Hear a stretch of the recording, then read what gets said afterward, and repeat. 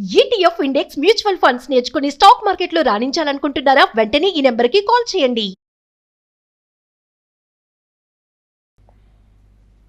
నిత్యానపాయింది కాబట్టి ఆమెకి ఒక్కళ్ళమే పూజించడం, ఒకళ్ళమే నేను ఒకదాన్నే చేసుకుంటాను అనకుండా జంటగా భార్యాభర్తలు ఇరువురు కలిసి పూజ చేస్తే చాలా ఫలితం లభిస్తుందని చెప్తారు. ఇదొక పద్ధతి. కుదిరితే చేస్తాం, కుదరకపోతే ఏం చేస్తాము ప్రశ్నించద్దు. ఇంకా ఆయన ఒప్పుకోడండి ఇప్పుడు ఏం చేయాలండి అని అడగండి. అవకాశం ఉంటే చేసుకోవటం మంచిది. ఇద్దరు కలిసి చేస్తే మంచి ఫలితం లభిస్తుంది. లక్ష్మీదేవి దేవాలయాలకు వెళ్ళామనుకోండి, అప్పుడు ఒకళ్ళమే వెళ్ళకుండా ఇద్దరం కలిసి వెళ్ళండి ఇద్దరు, అప్పుడు మంచి ఫలితం లభిస్తుంది. ఆమెకు అట్లా ఉంటే ఇష్టం. జంట ఎడబాయకుండా ఉండాలి. ఇది ఒక పద్ధతి. అయితే ఈవిడ పుట్టుక జన్మ కూడా అన్ని విచిత్రమైన కథలుగానే కనిపిస్తాయి మనకి. మొట్టమొదట భృగు మహర్షికి కూతురుగా జన్మించింది ఈవిడ, భార్గవి అనే పేరుతోటి. అప్పుడు ఆయన విష్ణుమూర్తికి ఇచ్చి వివాహం చేశాడు. మహాలక్ష్మి స్వరూపం అమ్మవారే ఒక అంశ స్వరూపంలో ఆయనకి జన్మించింది. వివాహం చేసుకున్నారు. ఇద్దరు కలిసి బాగానే ఉంది. ఆవిడ వైకుంఠంలో ఉంటుండేది. అప్పుడు ఏమైంది, ఒకసారి వచ్చిన దూర్వాస మహామునికి అయ్యవారి మెడలో ఉన్నటువంటి మాలను తీసి ఆయనకి ఇచ్చారు. విష్ణు నిర్మాల్యం అంటే ధరించి విడిచిన మాల. స్వామివారి మెడలో నుంచి స్వయంగా తీసి ఆవిడ ఇచ్చింది దూర్వాసుడికి.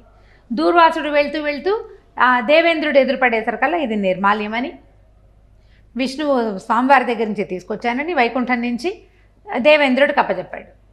మదోన్మత్తుడైన దేవేంద్రుడు ఏం చేశాడు, ఆ దండని ఐరావతానికి ఇచ్చాడు. ఆ ఐరావతానికి ఇవ్వడం కూడా కాదు, ఐరావతం మీదకి వేశాడు. వేసేసరికల్లా ఈ ఐరావతము ఆ విష్ణువు మీద నుంచి తన మీదకి వచ్చినటువంటి ఆ మాల యొక్క గొప్పతనంతో అది పరిగెత్తుకుంటూ వెళ్ళిపోయిందట. ఆ వెళ్ళిపోయింది దానివల్ల దానికి అది దిక్కులని మోసే ఏనుగులు ఉంటాయి, అష్టదిగ్గజాల్లో ఒకటైపోయిందట. దానికి వచ్చింది ఆ అవకాశం, నిర్మాల్యాన్ని నెత్తిని ధరిస్తే వచ్చే అవకాశం. అది కనుక దేవేంద్రుడు ధరిస్తే వీడు ఇంకా గొప్పవాడు అయ్యేవాడు ఇతను. దాంతో దూర్వాసుడికి విపరీతంగా కోపం వచ్చింది. నిర్మాల్యం భగవంతుడిది, శిరస్సును దాల్చవలసిన దాన్ని వాహనం మీదకి విసిరావు నువ్వు. బుద్ధి లేని జంతువుకి తెలివి తక్కువ ఉంటుంది కొంత. ఐరావతం చాలా గొప్ప జంతువు, అయినా కూడా జంతువే కదా. అయినా కూడా తన మీద వేయబడినటువంటి విషయం యొక్క మహాత్మ్యం అది తెలుసుకుంది, నువ్వు తెలుసుకోలేకపోయావు. లక్ష్మి నీది ఉండదు, నువ్వు విష్ణువుని అవమానించావా, లక్ష్మి నీ దగ్గర ఉండదు. ఈ వీళ్ళిద్దరిలో ఉన్న పాయింట్ చూడు. నువ్వు లక్ష్మిని బాగా పూజిస్తే విష్ణువు ప్రసన్నుడవుతాడు, విష్ణువుని అమర్యాద చేస్తే లక్ష్మీ ప్రసన్నం ఉండదు. ఇందులో ఇప్పుడు పురుషుణ్ణి అవమానిస్తే ప్రకృతి సహించదు అని చెప్తోంది. ఆ కథలో అర్థం అదే కదా. దాంతో ఆవిడకు కోపం వచ్చింది, స్వర్గలక్ష్మి వెళ్ళిపోయింది, లక్ష్మీదేవి కూడా వెళ్ళిపోయింది. మొత్తం ఉన్న వాళ్ళంతా వెళ్ళి పాలకడల్లో కలిసిపోయారు. అన్ని చోట్ల ఉన్న వైభవము వెళ్ళిపోయింది. మళ్ళీ వెళ్ళిపోయిన స్వర్గలక్ష్మిని సాధించాలంటే ఏం చేయాలి? వీళ్ళంతా వైకుంఠానికి వెళ్ళారు. దేవి భాగవతంలో ఉన్నదే ఈ కథ. వైకుంఠానికి వెళ్తే ఆయన చెప్పాడు, నేను మాత్రం ఏం చేయను, మీరేం చేశారో ఈవిడ ఇక్కడి నుంచి కూడా ఆవిడ వెళ్ళిపోయింది. అవమానం జరిగిందని భావించి వెళ్ళిపోయింది. ఆమెను సాధించాలంటే ప్రయత్నం చేయాలి. దానికోసం ఎట్లా ప్రయత్నం చేయాలి? ఇంతలో మిగిలిన దేవతలంతా అన్నారు, అయ్యా ఎప్పుడు మరణాలు సంభవిస్తున్నాయి, రాక్షసులకేమో వాళ్ళకి మన మృత సంజీవని విద్య ఉంది, మాకే విద్య లేదు, మేమేం చేయాలంటే అప్పుడు ఏమన్నారు, పాలకడల్ని చిలకండి, అందులో నుంచి మనకు కావాల్సినవన్నీ వస్తాయి. పాల సముద్రాన్ని చిలకాలి. దేనికైనా మథనం తప్పదు, ఏ విషయానికైనా మధిస్తేనే వెన్న వస్తుంది. బాగా మేధోమథనం జరిగితేనే సరైన నిర్ణయాలు వస్తాయి. అప్పుడు పాలకడల్ని చిలికారు. ఆ చిలకడం కోసమే మళ్ళీ విష్ణువే సహాయం చేయవలసి వచ్చింది. ఆయనే మోహిని అవతారంలో వచ్చాడు. పాలకడల్ని చిలకంగానే చిలికినప్పుడు ముందు వేసిన మందర పర్వతం మునిగిపోకుండా కింద నుంచి కూర్మ అవతారంలో దాన్ని లేపి అది నిలబెట్టాడు. అది మునిగిపోతుంది బుర్ర. ఇప్పుడు తిప్పారనుకో కిందంతా మట్టి ఇసుకే కదా ఉండేది, అది మొత్తం కుంగిపోయి పక్కకి వెళ్ళిపోతుంది. కుంగకుండా అది కిందకి మట్టం ఉండేలాగా ఒక బరువైన పదార్థం ఒకటి ఉంటే దాని మీద ఆగుతుంది. అందుకని కూర్మ స్వరూపంగా స్వామివారు అక్కడ చేరాడు. ఆ మందర పర్వతానికి కింద మట్టుగా ఆయన ఉండి అప్పుడు ఈ చిలకటం ప్రోగ్రాము సజావుగా చేశారనమాట. మొత్తం పాలకడల్ని చిలికేసరికల్లా ఒక్కొక్కళ్ళు వచ్చారు. మొట్టమొదటి వచ్చిందేమో విషం, హాలాహలాన్నేమో పరమేశ్వరుడు స్వీకరించాడు. తర్వాత ఇంకా వరుసగా వచ్చారు. లక్ష్మీదేవి, చంద్రుడు, ఇట్లా అందరూ వరుసగా కామధేనువు, కల్పవృక్షము సమస్తమైన వచ్చి చిట్ట చివరిగా అమృత భాండం పుచ్చుకొని వచ్చాడు ధన్వంతరి. ఈ బయటికి వచ్చినటువంటి లక్ష్మీదేవి మరి ఆవిడని ఎవరు వివాహం చేసుకోవాలి? విచిత్రంగా ఇక్కడ ఇంతమంది సమూహం ఉంది, దేవతలు రాక్షసులు ఉన్నారు, ఎవ్వరూ మాట్లాడలే. జగన్మోహన్ సుందరి ఆవిడని చూసి అట్లా కళ్ళ అర్పకుండా ఉండిపోయారట.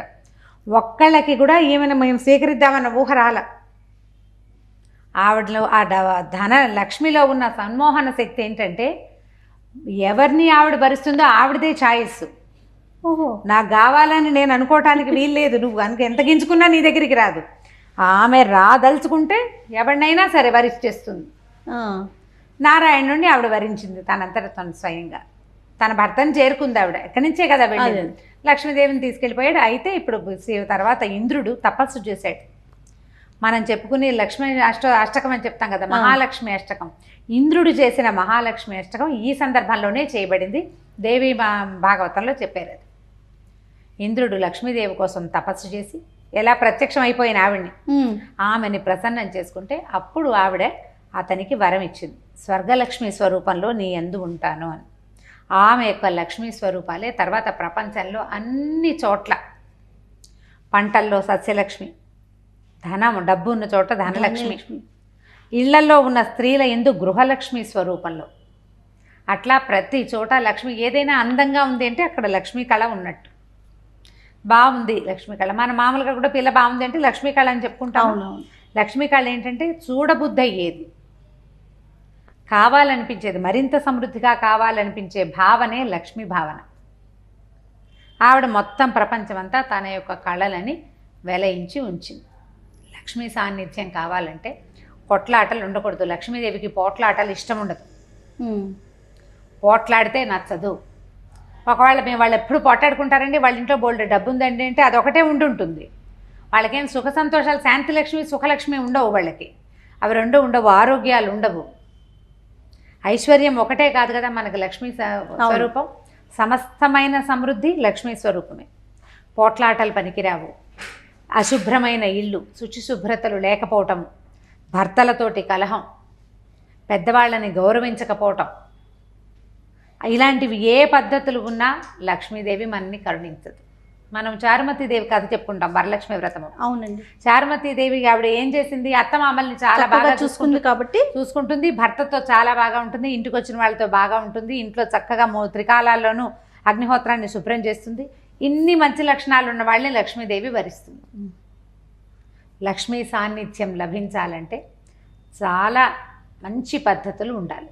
అది ఒకళ్ళకి మెప్పు పొందటానికి మాత్రం కాదు, మనకు తెలియాలి అంతే. శుచిశుభ్రత, కోపదారితనం ఉండకూడదు, కలహప్రియులుగా ఉండకూడదు, పోట్లాడకూడదు, ప్రతిదానికి రియాక్ట్ అయ్యి నేను అలా చేస్తాను, నేను ఎంత మాటలైనా నేను నిలదీస్తాను, అదేం గొప్ప ఏం కాదు. సర్దుకోవటం చాలా గొప్ప. నిలదీయటానికి ఏముంది, నోరు పెట్టుకుని అరవటం, సమర్థించుకుని నిదానంగా ఉండటం కష్టం కదా. దాన్ని అవలంబించిన వాళ్ళని లక్ష్మి మన ఉంటుంది. మనకు అసలు మామూలుగానే చెప్తారు, ఉద్యోగినం పురుష సింహం ఉపైతి లక్ష్మి అని. ఎవరైతే పనిమంతులు అవుతారో వాళ్ళని లక్ష్మీదేవి వరిస్తుంది. చక్కగా పని చేసుకోవాలి, ఒళ్ళు వంచి పని చేయాలి. ఏ రకమైన పనైనా, ఇంట్లో పనైనా ఆఫీస్ పనైనా సజావుగా పనిచేసిన వాళ్ళకి లక్ష్మీదేవి వరిస్తుంది. దేవతలు వాళ్ళంతా కూడా తమతో పాటే అమ్మవారి స్వరూపం నుంచి ఆదిపరాశక్తి స్వరూపంగా వెలసిన లక్ష్మిని సొంతం చేసుకోవాలంటే ఎంత కష్టపడ్డారో. అందరూ కలిసి చిలికారు. ఒక రోజు కాదు కదా, రోజుల తరబడి చేశారు. పైగా శత్రువులతో కలిసి చిలికారు. ఆమెను సాధించాలంటే మనం నయాన భయాన పని చేయాలి అంతే. మనకి లక్ష్మి కావాలంటే పని చేయాలి. కాబట్టి సరిగ్గా పని చేయటం, శత్రువులతో కలిసైనా వాళ్ళతో మనకు పడకపోయినా సరిగ్గా జాగ్రత్తగా పనిచేసే వాళ్ళకి మహాలక్ష్మి అనుగ్రహం లభిస్తుంది. తప్పకుండా రమ్మగారు, తెలిసిందేనా మీరు చెప్పిన విధానం చాలా వినటానికి చాలా ఆనందంగా అనిపిస్తూ ఉంది. ఇంకొక ఎపిసోడ్లో మళ్ళీ కలుద్దామండి. నమస్తే. నమస్తే.